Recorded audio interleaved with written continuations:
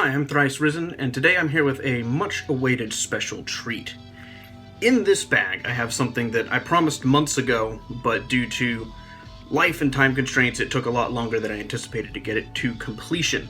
The Raging Heroes Necro-Priestess Nepharya.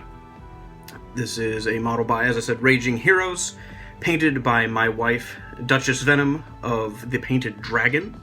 She does custom miniatures. If you're interested in learning about her rates, or if you want to commission her, if you like this work, put a comment below and I can get you in touch with her. Before we get started reviewing the model, I wanted to point out a couple quick things. This skull here, these skulls in this base do not come with this model. This is a secret weapons base that she added this blood pool to. Normally there's some cobblestones down in there. And on top of it, she put this mound of skulls from Citadel and Games Workshop miniatures. She used the technical blood paint and mixed it in with this substance here to get this gore effect all over the model. And used a toothbrush to flick the blood in the various places. You see just the splatter. And you can really see it on the back of the coat.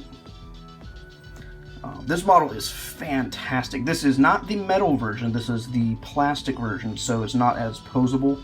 I know some people prefer the metal one because you can individually pose these tentacles a little better, but this is the plastic one, so we did not have the ability to do that. And the reason we put this skull here is just simply fixing a slight error. When we were cleaning up the model, one of these pieces here broke off, and so we replaced it with this skull, which 40k players might recognize it as a Dark Eldar piece, just to fill that gap there so it didn't look strange. She used many different paints. I can't even begin to tell you how many different paints she used. She used definitely the blood technical paint, sort of brass colors on the armatures up there. She wanted to go for kind of a homunculus look from the Dark Eldar.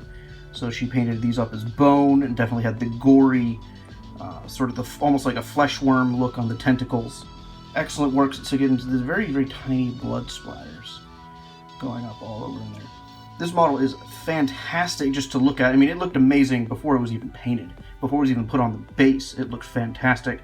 And just at every stage of the process, it got even better to look at. You got almost these tribal patterns on her coat. You can see it on the front as well.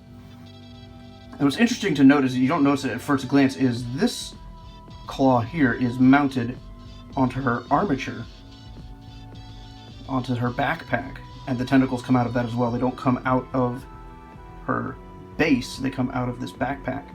But this piece here is actually a weapon that she's holding, and that's something I didn't notice right at first. And you notice it, even when it's painted, you don't notice it necessarily right away.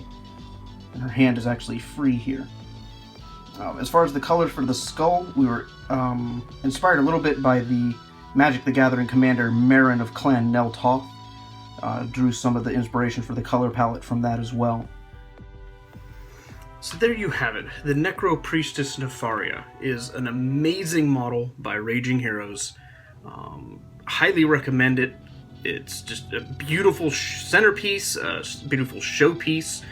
And if you're planning on using it in an army, it works well as either a homunculus or a tech priest dominus or any number of other things really you could think of. It could be good for chaos for 40k, it could be good for Crix or Cephalix for War Machine and Hordes. Any number of possibilities with this model. Once again, my name is ThriceRisen, and thanks for watching.